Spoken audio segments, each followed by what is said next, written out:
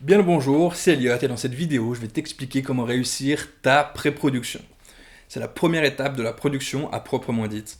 Et maintenant que tu as trouvé ton idée, écrit ton scénario grâce aux deux vidéos précédentes de la formation, il va falloir passer aux choses sérieuses. Tu le sais peut-être, mais Hitchcock, c'est l'exemple extrême d'une pré-production parfaite. Il avait tellement tout prévu depuis son bureau qu'il considérait le film déjà fait avant le tournage, avant de tourner un seul plan. Pour lui, le fameux tournage n'était qu'une simple formalité. N'empêche qu'il avait raison, le Hitchcock, avec une bonne pré, on peut éviter de perdre du temps et donc beaucoup d'argent pendant le tournage. Ce qui nous évitera quasiment tous les conflits qui arrivent malheureusement souvent lorsqu'une production n'est pas bien organisée. Et c'est assez normal parce que ça peut être très complexe de faire un film et tout le monde investit beaucoup de temps, beaucoup d'argent et beaucoup de soi-même. Ne t'inquiète pas, même Steven Spielberg doit passer par les phases suivantes avant de pouvoir dire pour de bon action. Alors dans cette vidéo, je vais partager avec toi comment faire une bonne pré-production qui satisfera autant les producteurs qui t'ont fait confiance que ton équipe qui sera plus motivée et qui donc fera de meilleures images et tout ça avec le sourire. Je t'assure que c'est possible si tu suis ces quelques étapes. Allez, c'est parti. Donc sache que j'ai découpé cette partie, cette vidéo en 5 étapes, dont la première est le design de production et la recherche de financement. Avant toute chose, le producteur va établir plusieurs documents indispensables au bon déroulement d'une pré-production qui vont définir surtout la faisabilité de la production. C'est-à-dire si ton film peut se faire ou non. Je te dis tout de suite que je ne vais pas pouvoir tout te détailler là dans cette petite vidéo, parce que le but de cette formation express, c'est juste de t'expliquer comment réaliser un film dans les grandes lignes et les différentes étapes et les secrets que j'ai pour faire un film qui cartonne. La pré-production, c'est un sujet à part entière, et j'ai d'ailleurs créé une formation très complète à ce sujet qui s'appelle La machine à pré-production, qui contient un guide de 167 pages qui t'explique tout en long et en large, ainsi qu'un dossier qui contient une structure de 8 sous-dossiers organisés par un pro, contenant les 27 documents indispensables pour préparer un tournage sans imprévu. N'empêche que dans cette vidéo, tu vas connaître toutes les étapes pour pré-produire ton film. On a le plan de production qu'il faut faire. Donc ça, c'est un peu tous les besoins logistiques que doit établir production. On a le budget. Tu sais ce que c'est un budget?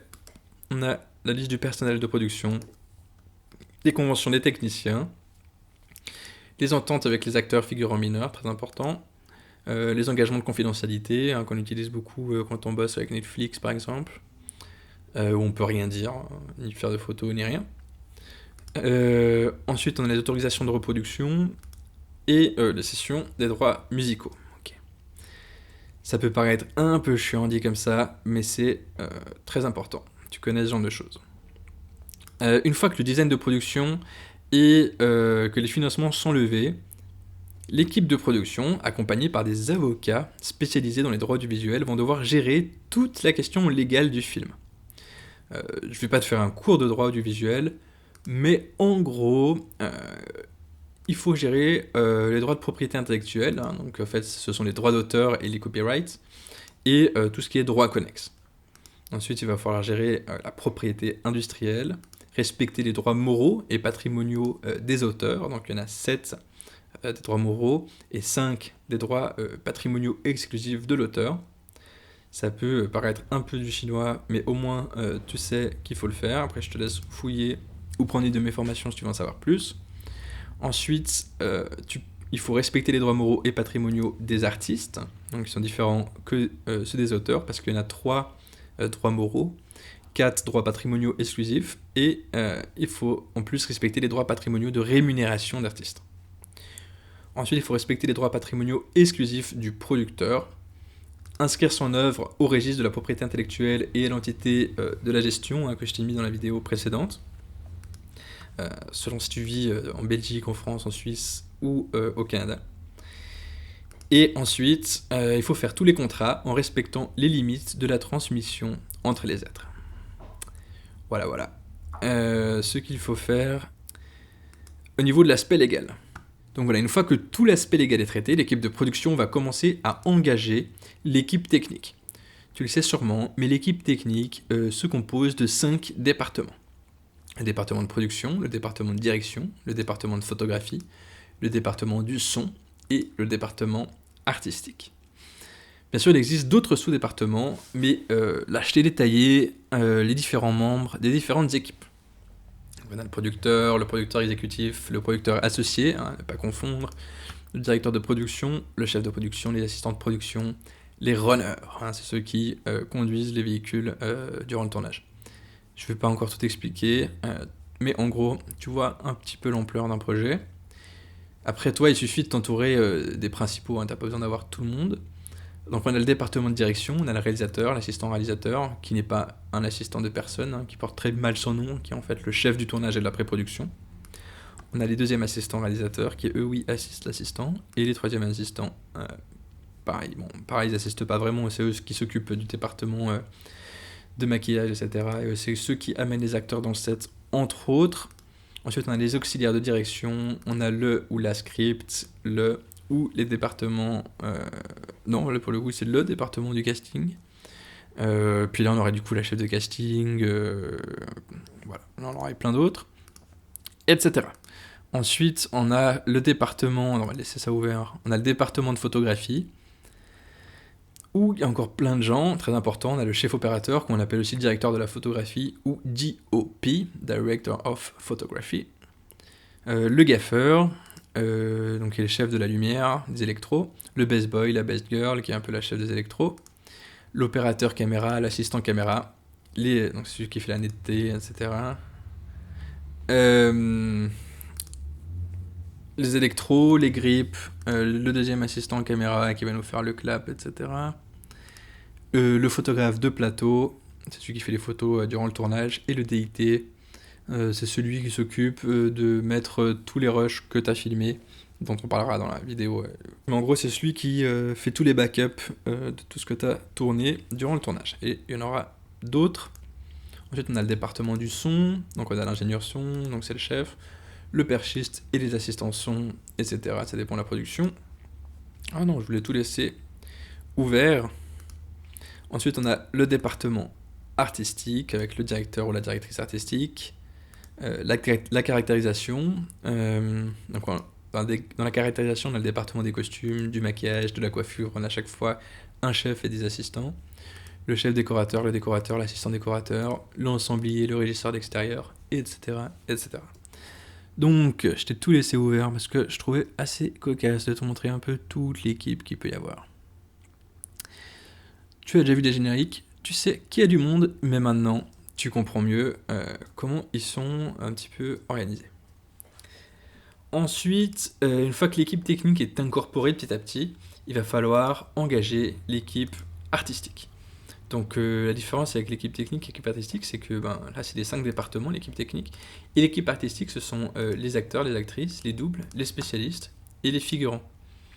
Dans les acteurs, on a 5 sous-catégories. On a le personnage principal, le prota, l'antagoniste, le méchant, les personnages secondaires, les personnages tertiaires et les figures. Ensuite, on a donc les doubles. Et dans les spécialistes, on a tout ce qui est cascadeur et tout ce qui est VFX, effets spéciaux, etc. pour le feu, pour l'eau, bref, tu l'auras compris. Et finalement, on a les fameux figurants. Ok, alors maintenant, je vais juste m'attarder un petit peu sur l'assistant réalisateur, qui, je te l'ai dit, organise et dirige toute la pré-production, donc qui est le chef dans la pré-production, et c'est pourquoi il porte un nom bien ingrat, parce qu'il assiste personne et que c'est lui qui gère absolument toute la production.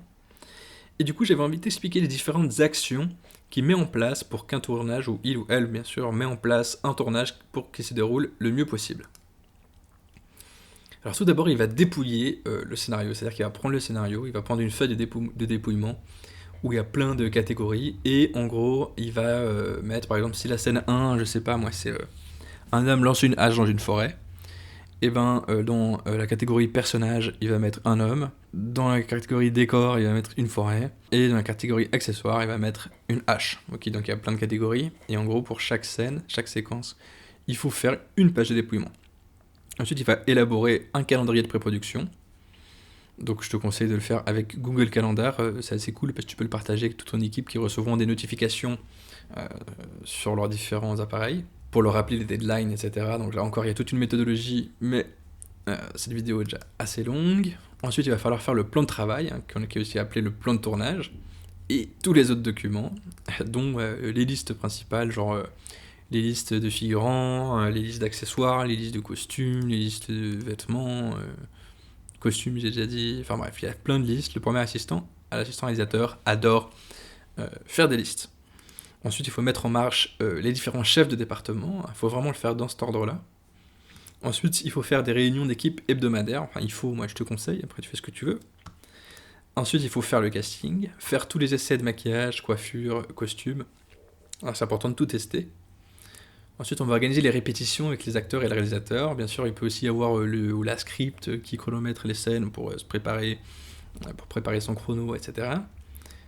Il peut y avoir en fait qui veut bien. On peut profiter pour faire des essais justement de maquillage, coiffure durant les répètes. Enfin, moi, je trouve que c'est mieux de le séparer, mais bon. Ensuite, il faut faire tous les repérages. Les repérages, si tu veux, c'est des visites des lieux de tournage. Genre, dans le scénario, ça écrit par exemple séquence 1, extérieur forêt jour.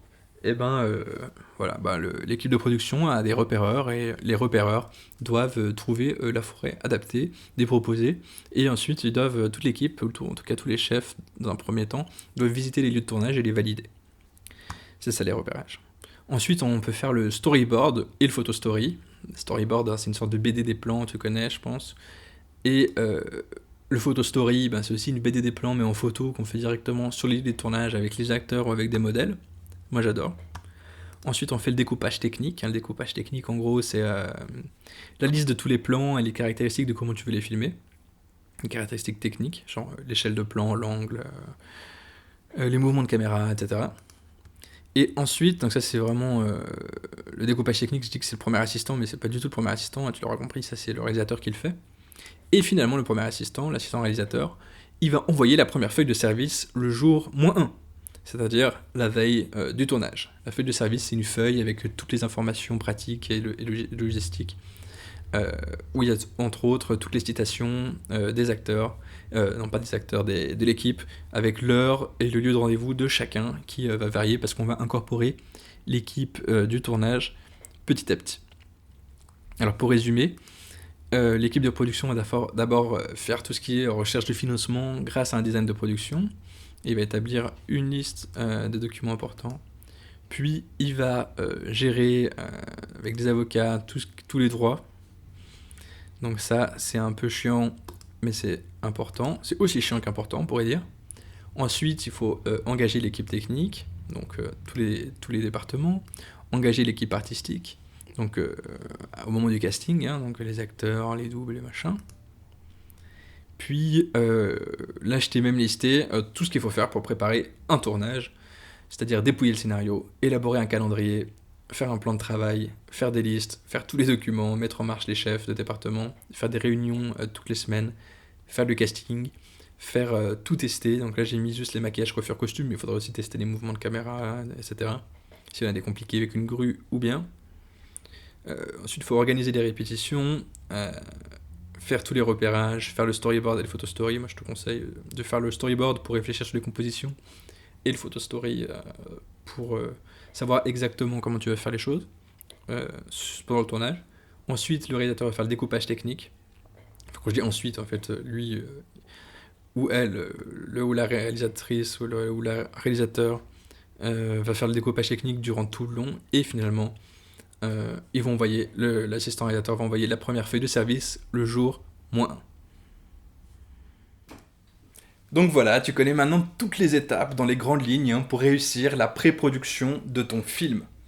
Généralement, sache qu'elle dure environ 2-3 mois, parce que comme tu as pu le voir, il y a beaucoup de choses à mettre en place. N'oublie pas que c'est un travail d'équipe et que tu dois sans cesse communiquer avec ton équipe, avec toute l'équipe. N'hésite pas à créer un groupe WhatsApp avec les chefs de l'équipe et un autre avec toute l'équipe. Un drive avec tous les documents mis en commun est le bienvenu également. Et je te conseille vraiment de faire des réunions toutes les semaines pour expliquer à tout le monde ce qui a été fait durant la semaine. C'est vraiment une technique puissante pour motiver et pour responsabiliser énormément ton équipe parce qu'elle sait que chaque semaine, elle doit faire un rapport devant tout le monde. Si tu veux plus de détails, je te laisse parcourir ma formation intitulée « La machine à pré-production » qui est un système universel qui a déjà organisé ton prochain film dans un dossier magique.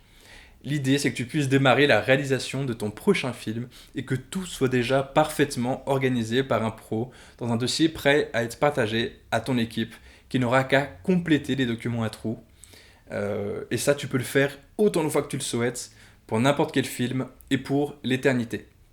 Et si tu veux tout savoir sur la quatrième étape de la réalisation d'un film, qu'on appelle la production ou le tournage, qui est sûrement l'étape la plus excitante, je te laisse cliquer sur la prochaine vidéo de la formation où je vais t'expliquer en long, en large et en travers comment marchent les coulisses d'un tournage professionnel.